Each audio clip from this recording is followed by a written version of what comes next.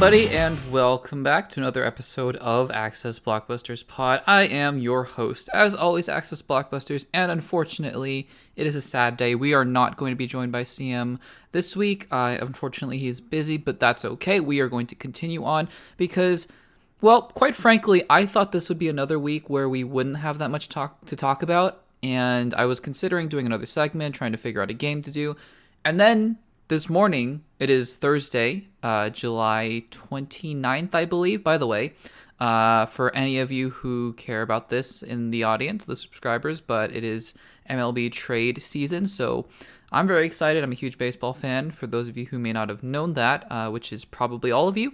So that's been exciting. But anyways, July 29th, and a bunch of things just came out this morning, and so all of a sudden, there are actually a lot of things to talk about. And so there's going to be some stuff that we're going to discuss, all the way from Scarlett Johansson, Hawkeye, Dune, all that sort of stuff. So yeah, let's, without further ado, let's get into it. And before we do, as always, the quick reminder that if you guys want to fill out the Google form, that's always going to be in the description below.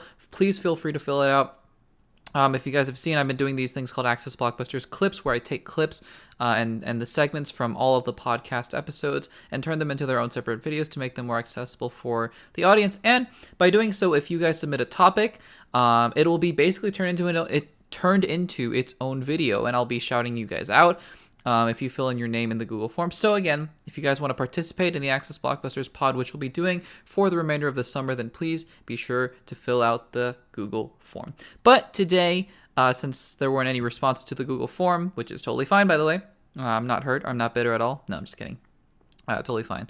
But anyways, without further ado, I have picked out some topics to discuss. There is actually quite a bit to talk about, and so let's get into it. So I believe this past weekend, or maybe even the weekend before, was actually San Diego Comic-Con. And the reason that it flew by a lot of people's radars is, A, we are still in the middle of a pandemic. And so, I don't even know, honestly, if it was in person. I think it wasn't. I'm pretty sure it was virtual. And the fact that, I didn't even pay attention to it this year.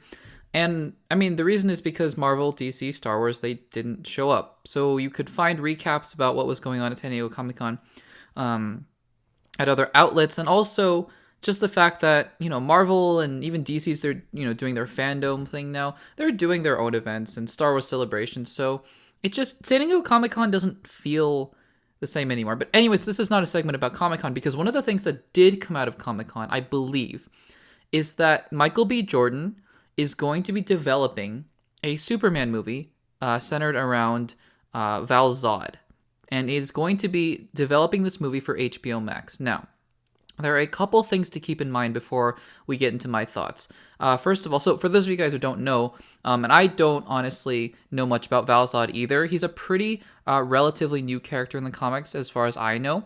He is a black Superman, and he basically has all of the superhuman abilities that Superman does. The Clark Kent, Kal-El Superman does. So, that's cool, that's great. It's Superman, right? And Michael B. Jordan is going to be developing, and I think he's going to be playing Val-Zod in this HBO Max movie or series. I believe it's a series.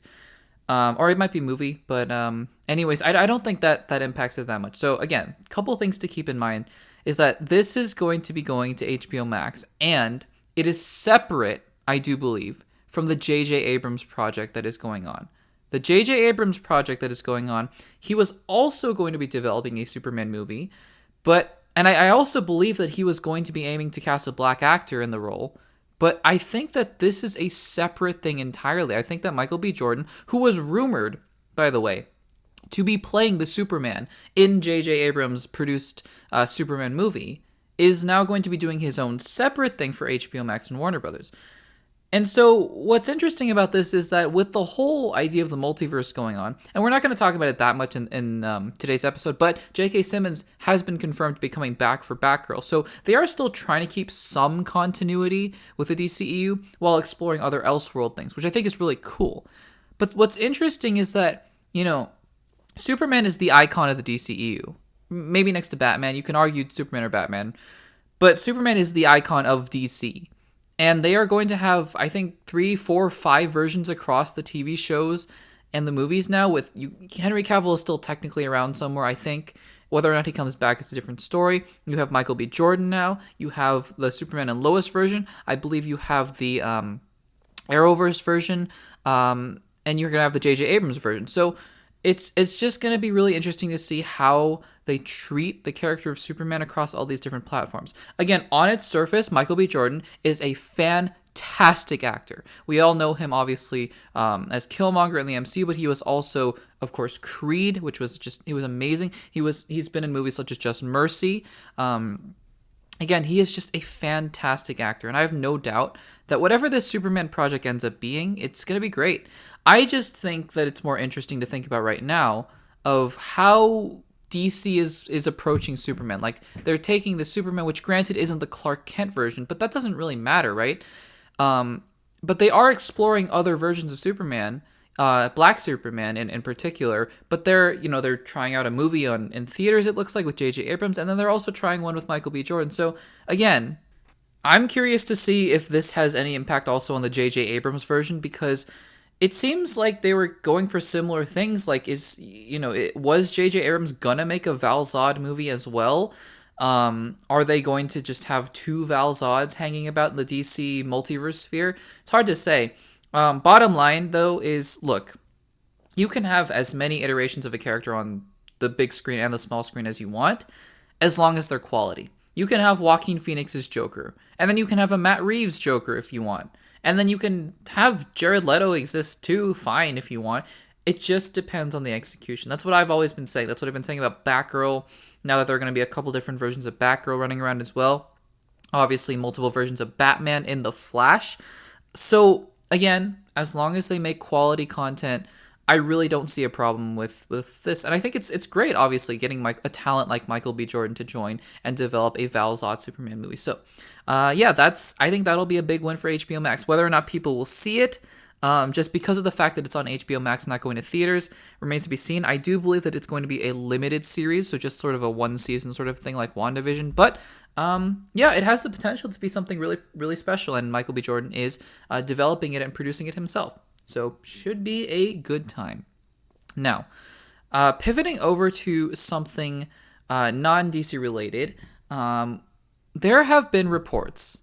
And now, here's the thing. I want to say this up front.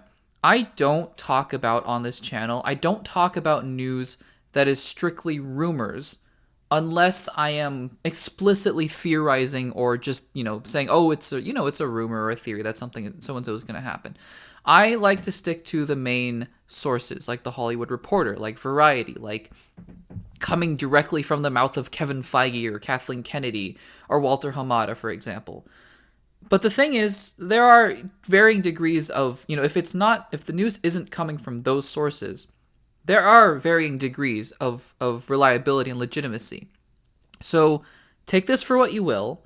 I am not saying by any means that it's a confirmation, but Rosario Dawson, who played, of course, Ahsoka Tano in The Mandalorian, I was almost going to say the Mandarin, I was thinking about Shang-Chi. No, The Mandalorian has obviously her own solo show coming up in Ahsoka, and presumably she's going to show up again in either The Mandalorian or some, because, Jon Favreau and Kathleen Kennedy talked about like an MCU style Avengers style crossover with those Disney Plus series, so she's going to show up again.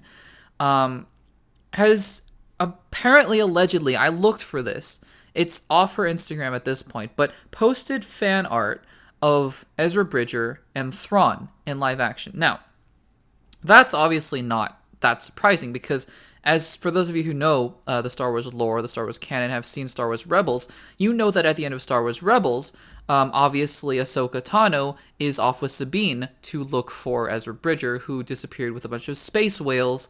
Space whales, yes, okay. Well, we could talk about Star Wars Rebels another day, because that's a whole different can of worms. But disappeared with a bunch of space whales and with Thrawn. And obviously in The Mandalorian Season 2, Ahsoka is on a mission to look for Thrawn. That, I forget what they called that lady in the castle, not a commander, but anyways, that lady, she goes to her and says, who are you working for? And where is your master? And where is Thrawn? So obviously Thrawn is going to be playing a big part. in her story, and with Thrawn obviously should come Ezra Bridger. But what's interesting about what she posted, allegedly, is that she posted some art that has the actors Mina Masood or Masoud, I apologize for the mispronunciation, and Lars Mikkelsen as Ezra and Thrawn, respectively. Is this confirmation of anything? No. Absolutely not. I don't even know, again, I'm just going off of sources and reports that have said that they've seen this from her Instagram, because I couldn't find it off her Instagram, but there it is. So is this any sort of confirmation that these two actors are going to be playing those two roles in the live-action Ahsoka series? No. Does it hurt the chances of this happening? I don't think so. Does it increase the chances of this happening? I also don't think so. It's been long rumored that Mina Masoud, I'm going to keep mispronouncing this name, Mina Masoud, I'm going to say, is in talks to play Ezra Bridger and has been cast as Ezra Bridger. For those of you who don't know who Mina Masoud is, he was in the live-action Aladdin movie as Aladdin. And look, I've been on record of saying that I enjoy some of the live-action Disney movies. I dislike some of the live-action Disney movies. Aladdin was one of them that I really enjoyed. I really loved that movie. I don't care what you guys think. I love that movie. But, Mina Masoud was a fine Aladdin. I think Naomi Scott really stole that movie as Jasmine. But Mina Masoud was a decent. He played the role pretty well for what he was given, and so I wasn't opposed to him coming in and getting some bigger roles now. He's talked about how it's been hard for him to get roles even after Aladdin, which is, it really sucks for the smaller actors, and you just really wish that the really good ones can get those roles. But if he's cast as an Ezra Bridger, I think that's perfectly good casting. Now, Lars Mikkelsen, is a slightly different case, and here's why. For those of you who don't know, Lars Mikkelsen, I think brother of Mads Mikkelsen, who played Caecilius, he played Hannibal Lecter, I believe. He's going to play Grindelwald in the Fantastic Beasts sequel. Lars Mikkelsen actually voiced Thrawn in the Star Wars Rebels series. And Thrawn, who, again, for those of you who don't know, is a character from the old Star Wars books that were no longer canon, but they pulled him from the Star Wars Legends series, and they made him canon. They wrote books about him. They put him in Star Wars Rebels. He's supposed to be this master tactician during the era of the Empire. And, just my opinion, I don't think they really did a great job with him in Star Wars Rebels. They kind of made him look like a buffoon. Sometimes, like, he was so smart in one scene and then being thwarted by Chopper in the next scene. But anyways, he's still a great character with great potential.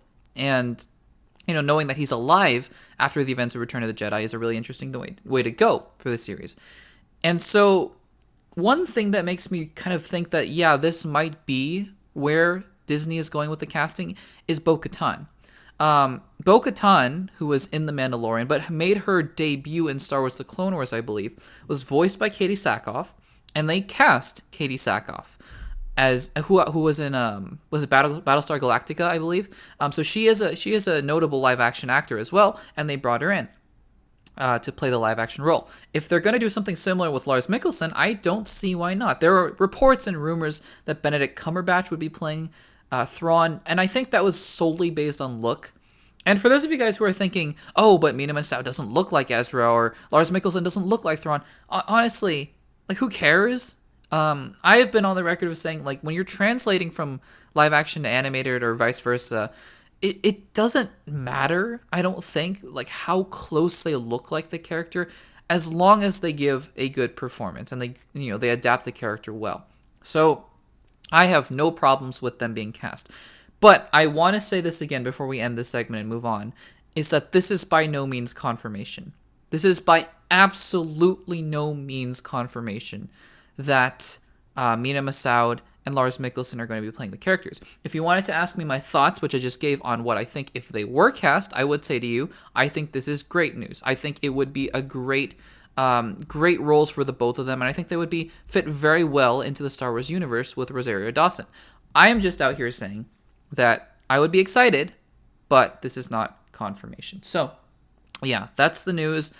I wanted to talk about it a little bit earlier because, again, it's not something that I think has been confirmed or will be confirmed for quite a while. I don't know when Ahsoka's filming. It's on Disney Plus right now. It's all Marvel. The Book of Boba Fett's coming out in December, so we'll just have to see about that. So that is the I believe that's the Star Wars news for for today's podcast. And so now we pivot to the MCU, and we won't be talking about the MCU for the entire show. There was a big trailer that came out, obviously, in the past week. Actually, the last day we were recording the episode. But let's talk about Hawkeye. So this morning, again, I was prepping the podcast notes, and I was thinking, is there really that much to talk about? I'm not entirely sure. And then I go on Instagram, I go on Twitter, and boom, there it is. Hawkeye has its first official image. It is two people. Those two people being Jeremy Renner and Haley Steinfeld as Kate Bishop and Clint Barton, just standing there. But still, it's an official image, and it's good to see that. And more importantly, we have a release date for Hawkeye, November 24th, 2021. Now, in the next segment, which will follow very shortly after this one, we will talk about what this means for the Phase 4 slate in terms of especially Ms. Marvel. But I just want to talk about Hawkeye just for a second. So, again, spoilers ahead for Black Widow, especially the post-credit scene, if you haven't seen that already. But the post-credit scene very clearly teases Yelena Belova coming in and probably antagonizing Hawkeye for one episode, two episodes, maybe all of the episodes. I don't even know how long the episodes are going to be, honestly. Sorry, not how long the episodes are going to be. We don't know that either. But rather how many episodes there are going to be. Are there going to be 6, 8, 9? It remains to be seen. I suspect it's going to be 6, and I suspect that Ms. Marvel is going to go back to the 8 or 9 that WandaVision had. That, again, just remains to be seen. But Hawkeye is a show that I've been mildly excited for. I am a Clint Barton Hawkeye apologist in terms of my MCU fandom. I know a lot of people don't really love Hawkeye, and that's totally fine. But I love him a lot as a side character. And I really think that while Avengers Age of Ultron is not my favorite MCU movie, I will defend the farm scene from to the end of days, because I think that farm scene did wonders for the character of Hawkeye. You don't have that farm scene. You don't have the beginning of Endgame. You don't have the emotional resonance of Clint Barton in Endgame. You don't have this connection with the character that goes through the rest of the MCU. So I defend that part of Avengers Age of Ultron, again, just vehemently, because I think it's so important for this character. That being said, while I love Clint Barton, and while I love Jeremy Renner in the role, I also think he's pretty good, and in fact, basically only good, so far at least, in a side character role. And so that leads me to him leading his own series, and I'm going, okay, we'll see. Because again, I never really thought of Jeremy Renner as having that lead character kind of potential. He's always been the side character in most things that I've seen. I know he did a Bourne movie, I believe Bourne Legacy, where he was the main character, and I don't think that ended up very well for him. But again, I know he's done other great films where he's been the lead character, like Wind River with Elizabeth Olsen, for example. Just in terms of big blockbusters, things like Mission Impossible, things like the MCU, he's been more of a side character. And so to have him lead his own series, I was mildly excited because I love the character, but also wondering how much I would care about a Hawkeye series. Well, fast forward to now, 2021, we've gotten series with Wanda Maximoff, we've gotten series with Sam Wilson and Bucky Barnes, and obviously with Loki, and also with a movie with Black Widow. All of which, to varying degrees, I really enjoyed. And I thought that all of the characters really stepped into their own as front and center characters, with the exception of maybe the Falcon and the Winter Soldier. I still sort of think of Sam Wilson and Bucky Barnes as sort of B-tier characters. But anyways, all that aside. So going into this series, now with the release date in November, I am more excited than ever to really be experiencing this series. I also think, though, that with the addition of Kate Bishop, who we got some details on, I'll talk about her in a second, this might be it for Clint Barton. With Natasha Romanoff being phased out of the MCU now, you only have Thor, Hulk, and Hawkeye, and all of those guys, by the way, are getting replacements. In fact, you have replacements for all of the Avengers now. You have Peter Parker, and even Ironheart, Riri Williams, in terms of Iron Man, you have Sam Wilson and even Bucky Barnes in terms of Steve Rogers and even John Walker in a sense. You obviously have Lady Thor or the Mighty Thor, whatever they're going to call her for Thor. You have She-Hulk and Red Hulk coming up. You have Yelena Belova for Natasha, and now you have Kate Bishop for Clint Barton. So, I will see where the show goes. But I, again, would not be that surprised to see this be it for Jeremy Renner as Clint Barton. Just sort of a passing of the torch. Because, again, like I've said, I think Phase 4 really functions more as a soft reboot of the MCU rather than a continuation. I think that's totally fine. But I do think that, I wouldn't be that surprised. Now, we did get some more details other than the release date of November 24th. And with this official new image, we are going to be getting more marketing. It's about 5 months away as of right now. And that really is when the marketing is going to kick up. So expect a teaser trailer within the next month, I believe. Expect more images, more promo, all that sort of stuff. But in addition, we also got some more information from the Entertainment Weekly exclusive, specifically about Kate Bishop. And what Jeremy Renner had to say about Kate Bishop's character. Obviously, he had only nice things to say about Haley Steinfeld, who I think is a great pick for Kate Bishop. But he says that Kate Bishop, in fact, is a fangirl of Hawkeye and is being annoying and basically following Clint Barton around and obsessively, going after Clint Barton. Now, I have a couple thoughts about this. Because again, in concept and execution are two completely different things, right? Execution is everything in terms of how well they are able to pull this stuff off. But the concept is one that we've seen before and we will see again. Obviously, for example, we're going to see it actually in the next 2 shows, not including What If, with Miss Marvel. Because Miss Marvel, obviously, is a huge Captain Marvel fan. And you see it in films like The Incredibles, where Syndrome or, what's his name, Superboy or... I'm going to completely anger all of the Incrediboy. I got it. I was going to completely anger all of the Incredibles fans, and rightfully so, but Incrediboy. And Syndrome, you see like this idea of the fanboy going rogue, or the fanboy, trying to live up to that character and trying to live up, and even Peter Parker, who was a fan of Iron Man, trying to live up to his shadow and all that sort of stuff. So it's been a concept that's been explored before. And I worry a little bit, again, probably without good reason, but the fact that we're dealing with 2 shows now, the 2 next live action shows are going to be dealing with younger characters being fans of established Avengers, and that maybe being a little awkward. But again, that's the only trepidation I really have with the show so far. We're going to see Echo. We're also going to see Yelena Belova again. Rumors, again, unfounded rumors, I think. But rumors say that Kingpin is going to make an appearance. We'll see about that. But I really, again, have my anticipation for Hawkeye has only gone up. And also, I have to say that, A+ for Marvel, for their marketing. Because every time I say, oh, I'm not so excited for a certain show or a certain movie, they release a trailer and I go, no, I'm in.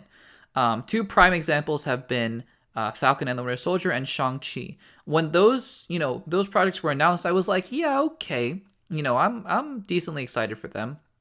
But when those first trailers came out for those projects, I was just completely on board. I was so on board because I saw what their concept was, of course, but I also saw what their execution was going to be. And that just makes me so excited. So great news for Hawkeye. November 24th, we got a release date. But that leads me to my next point and my next segment, I guess. And that's talking about Miss Marvel. Because while it doesn't seem like there is a direct connection to Miss Marvel anyway, with Hawkeye announcing its release date, I think actually this has some pretty interesting ramifications for when Miss Marvel is going to be released. Now, does this have any impact on how good the series is going to be? No.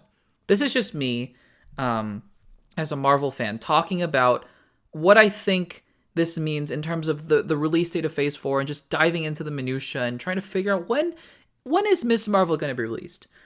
And I personally, I've thought about this a little bit since the announcement of the Hawkeye release date. I think there are compelling arguments for both Miss Marvel coming out this year before Hawkeye and also next year after Hawkeye. I think there are actually very, very compelling reasons for both, and we'll go into those right now. So, let's look at evidence for Miss Marvel coming out this year. Number 1, it was originally slated to come out before Hawkeye this year. I do believe, at least. And if not, it was still at least supposed to come out this year. And I guess 1B is that Victoria Alonso, who is an executive producer at Marvel, has said, when directly asked, is Hawkeye and is Miss Marvel going to come out this year? And she said, yes, both are coming out this year. Now, I don't know if you know Victoria Alonso, but she is one of the higher-ups at Marvel, like, next to Kevin Feige. And so, I think things can change, obviously, since she last gave that interview. That interview was about a week ago. And, I mean, things could have changed within the last week, sure, and that's maybe why they announced the Hawkeye release date today. But she knows what she's talking about.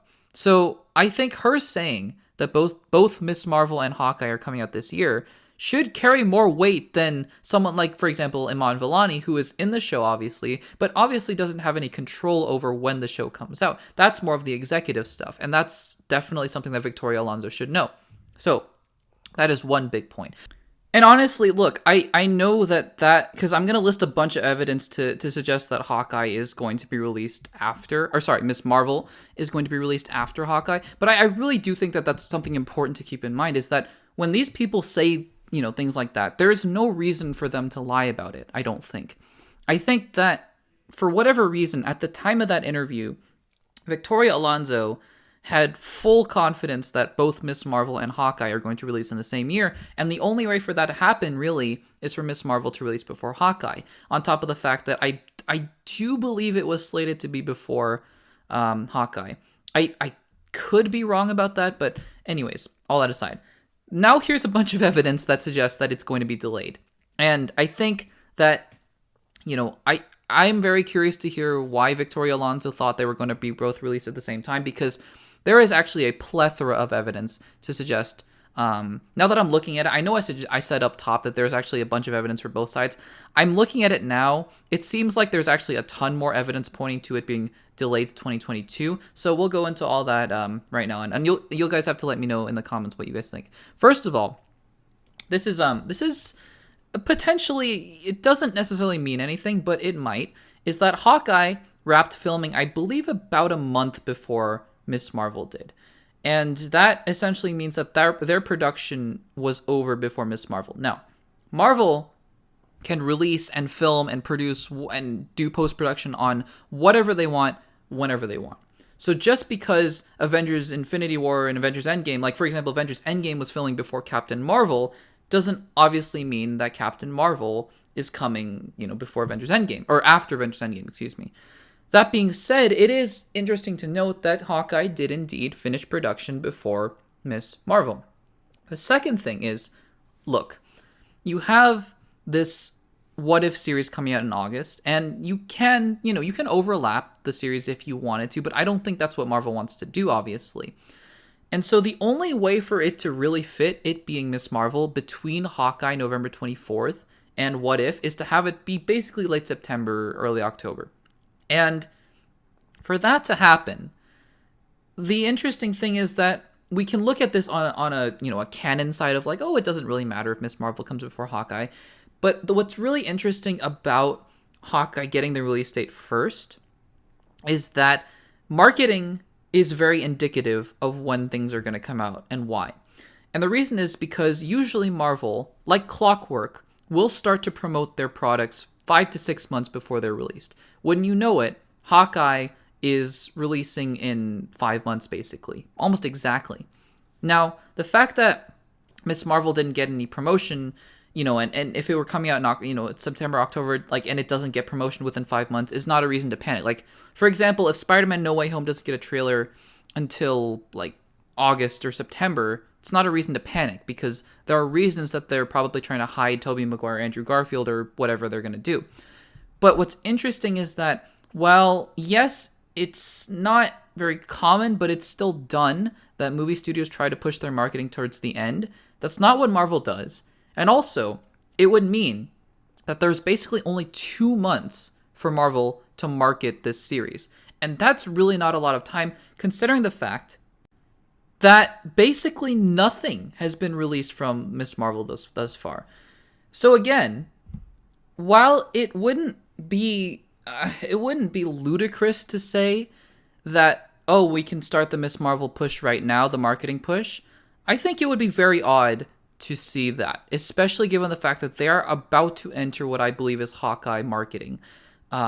And honestly, I think the timing lines up. Now, what people have also been saying in conjunction to this, and this is, I'm tagging this at the end because I think it's more of a neutral piece of evidence. I honestly don't think it means anything, but it is something to note.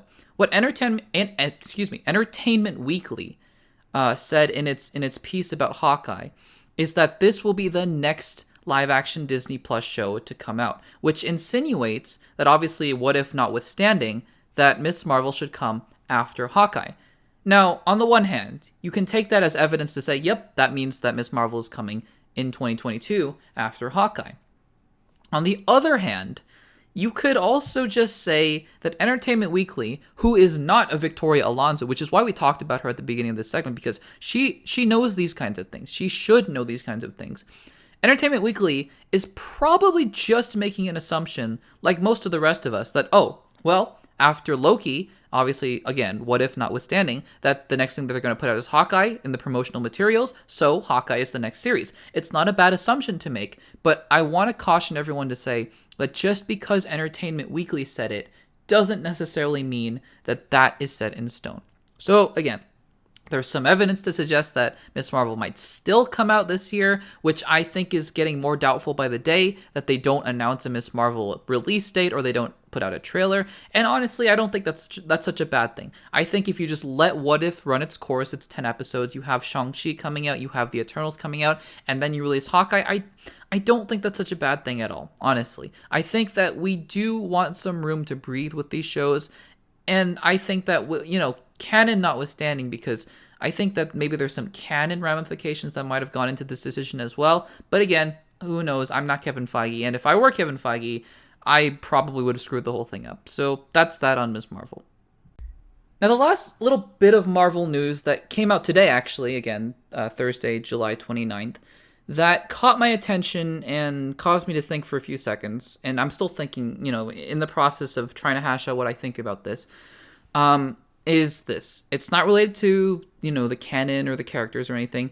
It's actually it's a legal thing. And I'm sure you guys have heard by now that Scarlett Johansson is suing Disney based on the way that Black Widow, the film, was released and basically in regards to her pay for the film.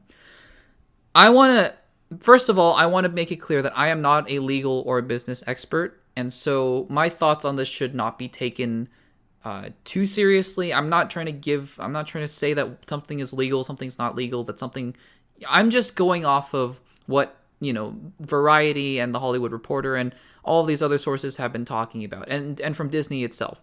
So just take that for what you will. This is just my commentary on what has been talked about thus far in this given situation. So what do we know for certain? What we know for certain, and we know this because Disney directly responded to this today, is that Scarlett Johansson filed a lawsuit against Disney, not Marvel, against Disney. And the reason she filed a lawsuit against Disney is because of what's called, I believe, a breach of contract. And what she and her team are alleging is that Disney violated her contract by putting Black Widow out in theaters and on Disney Plus instead of exclusively in theaters, as she says her contract states. And why that's important is because she claims that her pay on the film is directly contingent based on how well the movie does at the box office. And obviously by putting the film out on Disney Plus, she alleges that she is losing out on some money. Okay, that's Scarlett Johansson's side. Now, Disney has since responded and said that this lawsuit is basically not true. Like the claims that she is making, the lawsuit is true. She did file the lawsuit, but the claims that she is making are untrue. And in fact, by putting the film on Disney Plus, they actually increased the amount of money that she would be getting. And they also did state in their statement that she is making $20+ million. You take that for what you will. I'm just putting out facts here right now. So that's basically where we are as of the recording of this podcast. And I have a few thoughts on this. And I think that it's important, first of all, to keep everything in perspective. So number one, and the title, I believe, of this segment that I'm going to be calling, should we be worrying about this? Is this something that is going to give Disney bad press or whatever? I believe right now, given everything we know, that we should not be worried about this. And I think that this is an issue, barring any weird back and forth that goes on or stubbornness from either side, which is possible, that this is something that will blow over soon. And the reason is that, now again, I am a little bit more hesitant about this, seeing that Disney is actually pushing back on her a little bit. But knowing that Scarlett Johansson has had nothing but good things to say about her relationship with Marvel, again, not Disney, but Marvel, I don't think that this is necessarily because of any bad blood, and I think that this is purely a business thing. That she saw, at some point, maybe in the past few months, that, hey, wait a second, my contract says this, but they did this, and she took it to her lawyers. Again, I want to make this clear. Complete speculation on my part. This is nothing, I have no evidence for any of this. I just want to make this clear. And the lawyers looked at it and said, yeah, this is something that we think is a breach of contract. And they took it to Disney, and they filed a lawsuit. And Disney is pushing back and saying that, no, look, we basically, we're sad about this, I believe is what they said, and we love Miss Johansson, and we think that she's great, and all that sort of stuff. And I think that at the end of the day, there's nothing to suggest that there won't be some sort of settlement here. I do believe that Disney will pay Scarlett Johansson some compensation or some large amount of money that will eventually settle the matter. I think that this will cause them to look at their Disney Plus model in a little bit of a different way, their premiere access, same day and date in the theaters sort of model.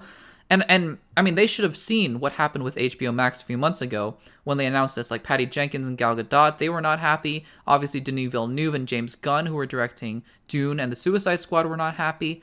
So it's, with the pandemic ongoing, it's a business decision that they feel they have to make. But at the same time, it's one that I think that they will learn their lesson on. And again, I think that unlike, other parties, for example, with different studios, I don't think there's much bad blood here. I think that this is just Scarlett Johansson trying to correct something that she thinks is wrong with the way that they handled the release. So I have no reason to believe that this is going to be something that's long-lasting.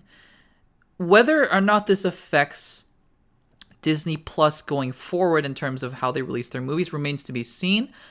But again, at the end of the day, I think, and again, I have to just reiterate, this is just my thoughts on a topic, and I have no, I am not qualified to give legal advice or anything like that, but I do think that, Disney will see this. They're going to try to hash it out with Scarlett Johansson. I think they will. Scarlett Johansson is not returning to the MCU for the foreseeable future, if ever. So it's not like it's not like they have to kick her out of the MCU or anything. They don't. And I don't think they want to do that anyways. I think that she is very much still a part of the family. It's not towards Marvel, it's towards Disney. And I think at the end of the day, they will maybe adjust the way that they write their contracts now with a day and date thing in the theaters and on Disney Plus. But I don't think this will be a huge headline going forward. I think, we talked a lot about at the time, Gal Gadot and Patty Jenkins in uproars about their bonuses and how much money they were making because Wonder Woman 84 didn't go to theaters exclusively and all this sort of stuff. But again, that's, nobody really talks about that anymore. And I think for good reason is because, they probably got it settled. They probably got paid. They reached some agreements and they're moved forward. So while this is sort of a little bit of a shocking headline that you see on the news on Twitter, oh, Scarlett Johansson is suing Disney for what? I don't think it's something that needs to be worried about for the foreseeable future. Again, just my thoughts. Now let's talk about that big trailer that came out. I know it came out a week ago. We could have talked about it in the last week's podcast. We talked about how we saw the trailer, but we wanted to do the mock draft. I thought it was a lot of fun. And by the way, if you guys want to see more of that, I know it didn't get a ton of views and all that sort of stuff, but we had so much fun. So we might be doing villain mock drafts. We might be doing Star Wars, DC mock drafts. Anyways, all that aside, a Dune trailer came out. Now, for those of you who don't know, Dune, which is based on the book by Frank Herbert, one of the all-time sci-fi classics, is getting a movie that's coming out on October 22nd, directed by Denis Villeneuve. And for those of you who haven't seen or who don't know Denis Villeneuve, he has directed films such as Arrival and Blade Runner 2049, both excellent, excellent films. And he is just a top-class talent. He just knows how to direct these kind of just soaring and cinematic type films. So that's something to be excited about. On top of the fact that the source material is so rich, there was a film, I don't remember I can't quite remember who directed and who acted in the film. There was an adaptation in the 80s or 90s, I believe. It wasn't that great from what I heard. But again, I mean, you can always improve upon the older adaptations. And so Warner Brothers decided, or I believe Legendary is the one who's actually producing this movie, decided to give Dune another shot with Denis Villeneuve. And he has assembled, I mean, one of the all-time casts for this film. You have Timothée Chalamet, just an amazing actor in today's space, one of the youngest and most amazing actors that's out there, playing Paul Atreides. You have Zendaya, who's a great actress. You have Rebecca Ferguson. You have Oscar Isaac, Josh Brolin, Dave Bautista, Aquaman, not Josh Momoa, Jason Momoa. You have Stellan Skarsgård, David Dastmalchian. I mean, just the list goes on and on and on and on, and it is just incredible to see the kind of production they've put into this film. So, first of all, what did I think about the trailer? By the way, I have read the book. For those of you who haven't read the book, it is a very dense read. There is a lot going on in the book. But once you can kind of get past the terminology and all the new characters and the technology, it's a pretty fascinating book, I have to say, and it just does such a good job of world building too. Like, I don't know if it can rival The Lord of the Rings or anything like that, but the way that it world builds is just fantastic. It's crazy. So in this trailer, I mean, you see just sprawling landscapes. You see Chani, who's played by Zendaya, and she's talking about the dreams that she, or the landscape of Arrakis, and then dreams that you can see. She's in Paul Atreides' dreams, and he talks about this with Duncan Idaho. You see Duke Leto, you see Gurney Halleck, Lady Jessica, and okay, so I did that for a reason, and the reason is this, because I want to talk about this. If you have no idea what I just said, what any of that means, you are probably in the vast majority of the audience of this film. Because here's the thing. I am coming from the perspective of someone who has read the Dune book and very much enjoyed it. And when I saw the trailer for this, I was giddy. Because it looks like such a faithful yet cinematic adaptation of the book. At the same time, and this is something that studios like Marvel has to balance, for example, trying not to alienate the wider audience, right? Trying not to alienate the vast majority of their audience who hasn't read a comic book about Kang the Conqueror or Kate Bishop. And so, the book deals with things like terms that they haven't spoken about in the trailer, like Muad'Dib and the Bene Gesserit and Kwisatz Haderach, for example. I've probably, by the way, just butchered those terms because, there are very complicated terms in the book. But anyways, the book deals with a lot of those things and titles and prophecies and things like that I actually, based on the trailer, am not entirely sure that the movie is going to delve into. I was talking with someone about this, and what we both agreed on is that the movie, from the trailer at least, seems to be simplifying the book in little ways that is going to make it more accessible to the audience. Now, for those of us who are huge fans of the books, this might be a little bit disappointing, but then I have to take a step back and remember that I am obviously not the target audience necessarily. Like Denis Villeneuve said, he just is so in love with the books, and it's a great book. But he also has to remember to make a film that will be appealing to the mass audiences. So you don't hear any of those terms about Muad'Dib and all that sort of stuff. It's just Paul and Duke Leto. And another thing, again, minor spoilers for the book, but I'm not going to reveal anything that's major, so don't worry. But the book doesn't necessarily focus as much on the relationship between Duke Leto and Paul. Paul's father is Duke Leto, played by Oscar Isaac. But it does look like the trailer is putting much more of an emphasis on Leto's relationship with Paul, which I think is really interesting. And for those of you who don't know, this film is, I believe, only the first half of the Dune book, which is good because if you were to try to adapt the entirety of the Dune book, it would just be insane. It would be absolutely insane.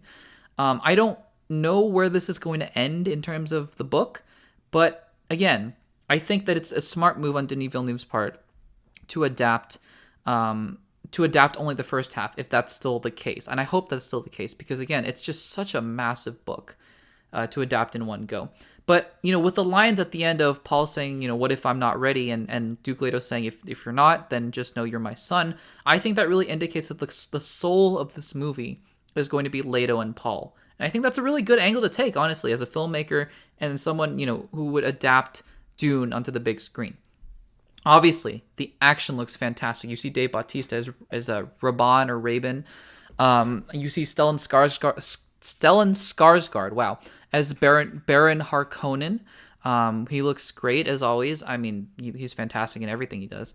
And obviously, Leto's and Chani. I'm getting the actors and the characters confused.